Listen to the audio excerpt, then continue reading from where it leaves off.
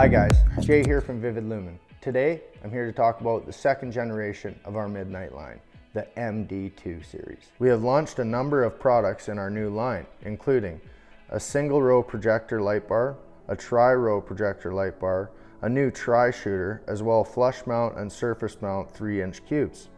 And last but not least, an MD2 5-inch round with a high and low beam.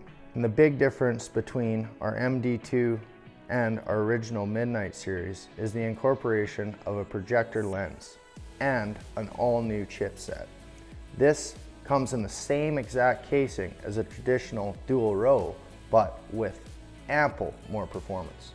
The MD2 line comes with our same IP67 rating and also incorporates our same polycarbonate lens. These guys stand up to the road or the trail. The MD2 5-inch tri-shooter are a very unique design. One of the key features I'd like to point out is the open side window.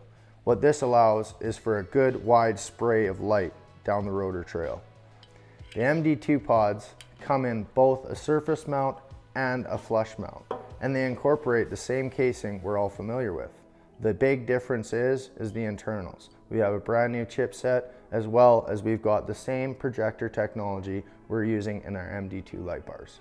The new MD2 5-inch round platform comes with a very unique design inspired by off-road enthusiasts. One of the key features is you have a high and a low function as well to run both at the same time. This is a very key element when you're following your partner down the trail. The last thing you want to do is blind or distract your buddy. Now here we have the single row MD2. These guys pack the same punch using the same technology with our new projector lens as well as our upgraded chipsets. These guys can fit in those tight spots. They can get into those low profile areas where you need the light. If you're interested in our MD2 line, please check out our website, vividlumen.com. Get on our socials, give us a share, give us a like, and you'll be updated on all our new releases. Have a great day, guys.